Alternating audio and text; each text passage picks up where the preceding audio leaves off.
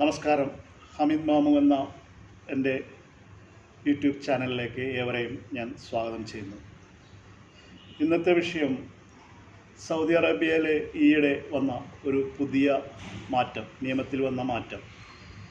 ആ മാറ്റം സൗദിയിലെ പ്രവാസികളെല്ലാം അറിഞ്ഞിരിക്കേണ്ട വളരെയധികം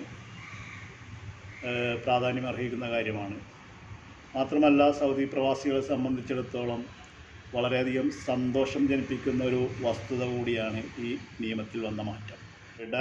സൗദിയിലെ ഡയറക്ടർ ഓഫ് പാസ്പോർട്ട് ഓഫീസ് ഇത് സംബന്ധിച്ച വിജ്ഞാപനം ഈ മാസം 2024 ജനുവരി 16 പുറത്തുവിടുകയുണ്ടായി. അൽവത്തൻ പത്രമാണ് ഇത് സംബന്ധിച്ച കാര്യങ്ങൾ റിപ്പോർട്ട് ചെയ്തിരിക്കുന്നത്. അപ്പോൾ അതുപോലെ ഞാൻ പറയുകയാണ്, എല്ലാവർക്കും അറിയാവുന്ന വിഷയമാണ്, എങ്കിൽ ഞാൻ ഒന്നുകൂടി വീണ്ടും പറയുകയാണ്. സബ്സ്ക്രൈബ് ചെയ്യാനും ലൈക്ക് ചെയ്യാനും അതുപോലെ തന്നെ ബെൽ ബട്ടൺ ക്ലിക്ക് ചെയ്യുകയാണെങ്കിൽ അപ്പോൾ എൻ്റെ വീഡിയോ നിങ്ങൾക്ക് ലഭിക്കുന്നതാണ്. അപ്പോൾ വീഡിയോയിലേക്ക് പോകാം.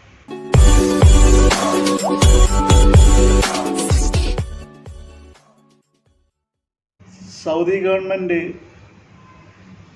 2030 മിഷൻ്റെ ഭാഗമായിട്ട് പല നിയമങ്ങളും ലേബർ ലോ, പ്രത്യേകിച്ച് ലേബർ ലോ കാര്യം വികസനങ്ങൾ മുന്നിൽ കണ്ടുകൊണ്ടാണ് ഈ വക നിയമത്തിൽ മാറ്റങ്ങൾ കൊണ്ടുവരുന്നത്. 2030 സൗദിയുടെ ഒരു മാറ്റം മുഖച്ഛായ തന്നെ മാറ്റുന്ന ഒരു കാര്യം സൗദിയിൽ നടക്കുന്നുണ്ട്. അതിനായിട്ട് പല നിയമങ്ങളും ഇങ്ങനെ മാറിക്കൊണ്ടിരിക്കുകയാണ്. സൗദി ലേബർ ലോയിൽ കഴിഞ്ഞ ദിവസം ഉണ്ടായ ഒരു മാറ്റമാണ്, വളരെയധികം ഉണ്ടായ വിപ്ലവം ഉണ്ടാക്കിയ ഒരു മാറ്റമാണ് ശരിക്കും എന്ന് പറയാം. കാര്യം സൗദിയിലെ പ്രവാസികളെ സംബന്ധിച്ച ആ മാറ്റം വളരെയധികം അനുഗ്രഹമാണ്. കാര്യം ഹുറൂബ് നിയമത്തിൽ വന്ന മാറ്റം 60 ദിവസത്തിനുള്ളിൽ ഹുറൂബ് മറ്റുള്ള കമ്പനിയിലേക്ക് മാറാനുള്ള ഒരു അവസരം, ഹുറൂബായവർക്ക് മറ്റുള്ള കമ്പനിയിലേക്ക് മാറാനായ ഒരവസരം സൗദി ഗവൺമെൻറ് ഒരുക്കിയിട്ടുണ്ട്. എന്നപോലെ തന്നെ ഒരു സുപ്രധാനമായ ഒരു മാറ്റമാണ് ഇപ്പോൾ വന്നിരിക്കുന്നത്. കാരണം നമ്മളെല്ലാവരും സൗദിയിൽ 2 വർഷം പൂർത്തിയാക്കി അല്ലെങ്കിൽ 10 വർഷം പൂർത്തിയാക്കി അല്ലെങ്കിൽ നാട്ടിലേക്ക് നമ്മൾ പോകാൻ ഉദ്ദേശിക്കുമ്പോൾ സ്വാഭാവികമായിട്ടും സ്പോൺസർ നമുക്ക് പോകാനുള്ള റീഎൻട്രി വിസ അല്ലെങ്കിൽ എക്സിറ്റ് വിസ, റീഎൻട്രി വിസയിൽ വന്ന മാറ്റമാണിത് ഇപ്പോൾ പറയുന്നത്. റീഎൻട്രി വിസയിൽ നമുക്ക് പോയി കഴിഞ്ഞാൽ നമ്മൾ തിരിച്ചു വരണം എന്നുള്ളത് മാൻഡേറ്ററി ആയിട്ടുള്ളൊരു കാര്യമാണ്. അത് തിരിച്ചു വന്നേ പറ്റുള്ളൂ. അങ്ങനെ വരാതിരുന്നാൽ ഒരു വിലക്കുണ്ട്, 3 വർഷത്തേക്ക് സൗദിയിലേക്ക് തിരിച്ചു കയറാൻ പറ്റില്ല. അപ്പോൾ ആ നിയമം, ആ വിലക്ക് ഇപ്പോൾ മാറ്റിയിരിക്കുകയാണ്.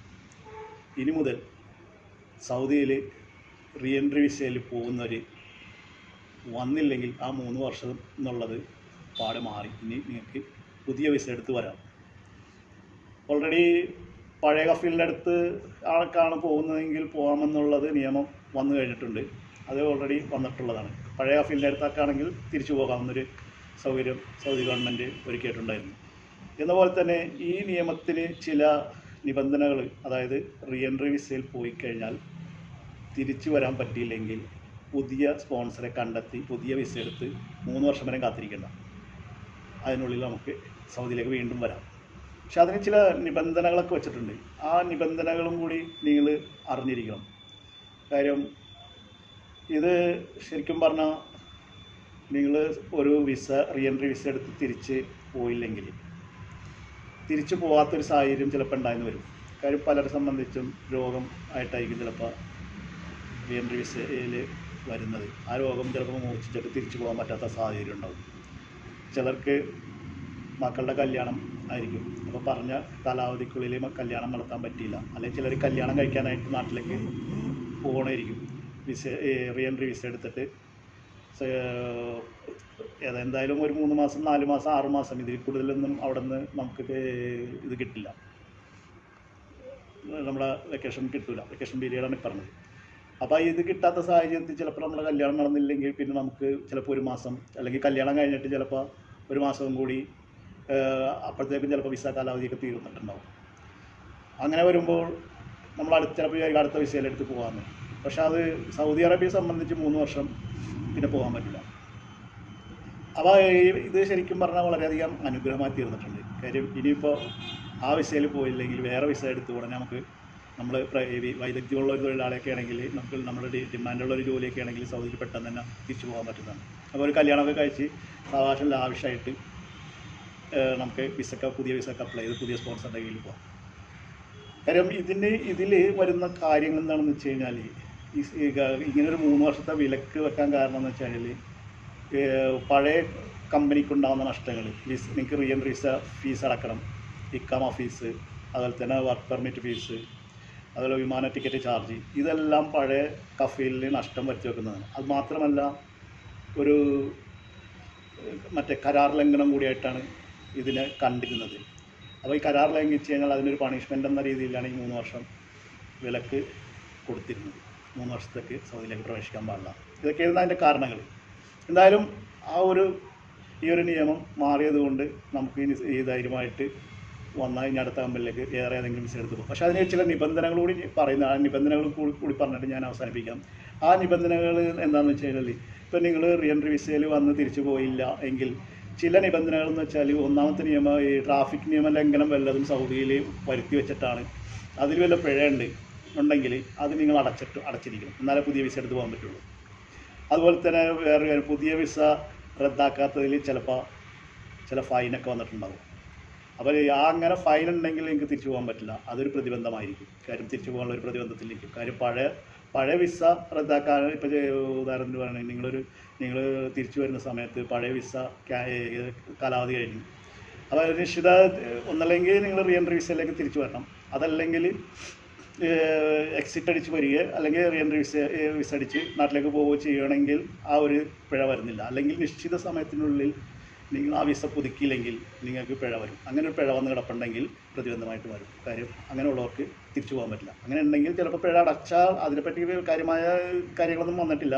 പിഴ അടച്ച് ചിലപ്പോൾ ചെറിയ തുകയ്ക്ക് 1000 റിയാലൊക്കെ ആയിരിക്കും. അത് അടച്ചു കഴിഞ്ഞാൽ ചിലപ്പോൾ പുതിയ വിസക്ക് സ്പോൺസറോട് പറഞ്ഞാൽ അത് നോക്കിക്കഴിഞ്ഞാൽ അറിയാൻ പറ്റും. സൈറ്റിലൊക്കെ നോക്കിക്കഴിഞ്ഞാൽ വെബ്സൈറ്റിലൊക്കെ നോക്കിക്കഴിഞ്ഞാൽ നിങ്ങൾക്ക് പിഴ ഉണ്ടെങ്കിൽ അത് ചിലപ്പോൾ അവിടെ അടച്ചാൽ മതിയാവും. പുതിയ സ്പോൺസറെ കൊണ്ട് അടപ്പിച്ചാലും മതി. അതിൻ്റെയൊക്കെ വ്യക്തമായൊരു നിയമം, അതിൻ്റെ മാർഗ്ഗനിർദ്ദേശങ്ങൾ എന്താണെന്നുള്ളത് ഇത് വന്നിട്ടുള്ളത്. ഇതിപ്പോൾ അൽവത്തൻ പത്രം റിപ്പോർട്ട് ചെയ്ത കാര്യമാണ് ഞാനിപ്പോൾ പറയുന്നത്. പിന്നെ മൂന്നാമത്തെ കാര്യം, നിലവിലൊരു സാധുവായ വിസ പാടില്ല. നിങ്ങൾക്കൊരു വിസ ഉണ്ട്, നിങ്ങൾ റീ എൻട്രി വിസയിലേക്ക് വരുമ്പോൾ നിങ്ങളുടെ വിസ എക്സ്പയർ ചെയ്തിട്ടില്ല, ആ വിസ ഇപ്പോഴും കാലാവധി ഉണ്ട്. ആ കാലാവധി കഴിയാതെ നിങ്ങൾക്ക് തിരിച്ചു പോകാൻ പറ്റില്ല. എന്തായാലും ചിലപ്പോൾ 6 മാസം കാലാവധി ഉണ്ടെങ്കിൽ ആ വിസ എക്സ്പയർ ആണ്. പഴയ വിസ എക്സ്പയർ ആയാൽ മാത്രമേ നിങ്ങൾക്ക് പോകാൻ പറ്റുള്ളൂ. പിന്നെ പുതിയ സ്പോൺസർ സൗദിയിൽ ഉണ്ടായിരിക്കണം. ഇപ്പോൾ നിങ്ങൾ റീ എൻട്രി വിസയിൽ വന്ന് നിങ്ങൾ രണ്ടാമത് പോകുമ്പോൾ ആ സ്പോൺസർ സൗദിയിൽ പ്രസൻറ്റ് ഉണ്ടായിരിക്കണം. അയാൾ അമേരിക്കയിലോ ദുബായിലോ നിങ്ങളവിടെ ഇറങ്ങുന്ന സമയത്ത് നിങ്ങൾ സ്വീകരിക്കാൻ അയാൾ ഉണ്ടായിരിക്കണം എന്നുള്ളതാണ്. പിന്നെ പറയുന്നത് പാസ്പോർട്ടിൽ 90 ദിവസം കാലാവധിയെങ്കിലും ഉണ്ടായിരിക്കണം, എന്നാൽ മാത്രമേ പുതിയ വിസയിലേക്ക് പോകാൻ പറ്റുള്ളൂ. അതുപോലെ തന്നെ ഫിംഗർ പ്രിൻ്റ്, വിരലടയാളം നിങ്ങളവിടെ നേരത്തെ രേഖപ്പെടുത്തിയിട്ടുണ്ടായിരിക്കണം, എങ്കിൽ മാത്രമേ നിങ്ങൾക്ക് പുതിയ വിസയിൽ പോകാൻ പറ്റുള്ളൂ. അങ്ങനെ ഫിംഗർ പ്രിൻ്റ് രേഖപ്പെടുത്തിയിട്ടില്ലെങ്കിൽ നിങ്ങൾക്ക് പോകാൻ പറ്റില്ല. ഈ പറഞ്ഞ 3 വർഷം കാലാവധി കഴിയും. അതുപോലെ തന്നെ റീ എൻട്രി വിസയിൽ നിങ്ങളോടൊപ്പം ചിലപ്പോൾ നിങ്ങളുടെ കുട്ടികളോ അല്ലെങ്കിൽ ആശ്രിതരാരെങ്കിലും വൈഫ് ആരെങ്കിലും വന്നിട്ടുണ്ടെങ്കിൽ മടങ്ങിപ്പോകാത്ത ഇതാണെങ്കിൽ അവരെയും നിങ്ങൾ തിരിച്ച് കൊണ്ടുപോകണം. അവരെയും തിരിച്ച് ആ വിസയിൽ അവർക്കും വിസ എടുത്ത് കൊണ്ടുപോകാൻ സാധിച്ചാൽ മാത്രമേ നിങ്ങൾക്ക് ഈ 3 വർഷ വിലക്കിൽ നിന്ന് മോചനമുണ്ടാവുള്ളൂ. അപ്പോൾ ഇത്രയും കാര്യങ്ങൾ ഇപ്പോൾ നിബന്ധനകളാണ്. ഇത്രയും കാര്യങ്ങളൊക്കെ ഉണ്ടെങ്കിൽ ഇതിൽ നിന്നൊക്കെ മുക്തമാണെങ്കിൽ മാത്രമേ നിങ്ങൾക്ക് ഉടനെ പുതിയ വിസ എടുത്തിട്ട് പുതിയ സ്പോൺസറുടെ കീഴിലേക്ക് പോകാം. അപ്പോൾ ഈ 3 വർഷം വരെ കാത്തിരിക്കേണ്ട ആവശ്യം. അപ്പോൾ ഇതാണ് പുതിയ നിയമം. അത് നിങ്ങളെ സംബന്ധിച്ചത് കാര്യം ഞാനൊക്കെ വർക്ക് ചെയ്യുന്ന കാലത്ത് എനിക്കിതുപോലെ തന്നെ വിസ എക്സിറ്റ് അടിച്ച് തരാൻ പറഞ്ഞ് തന്നില്ല. ഞാനൊരു സുഖമില്ലാതെ രീതിയിലാണ് ഞാൻ നാട്ടിലേക്ക് പോകുന്നത്. അപ്പോൾ എനിക്ക് ചികിത്സയുടെ ഭാഗമായിട്ട് എനിക്ക് റീ എൻട്രി വിസയുടെ കാലാവധിക്കുള്ളിൽ തീർക്കാൻ പറ്റാത്തതുകൊണ്ട് എനിക്കൊന്നും ആ വിസ നഷ്ടപ്പെട്ടു പോയിട്ടുണ്ടായിരുന്നു.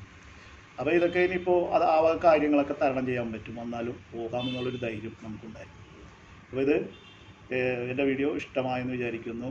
അതുപോലെ തന്നെ ഒരു കാര്യം പറയാനുണ്ട്, സംശയങ്ങൾ കമൻറ്റിൽ പലരും ഒരുപാട് സംശയങ്ങൾ കമൻ്റായിട്ട് വരുന്നുണ്ട്. പക്ഷേ എല്ലാവർക്കും എനിക്ക് മറുപടി പറയാൻ ചില ബുദ്ധിമുട്ടുകളൊക്കെ ഉണ്ട്. കാര്യം ഞാനൊരു അഡ്വക്കേറ്റാണ്.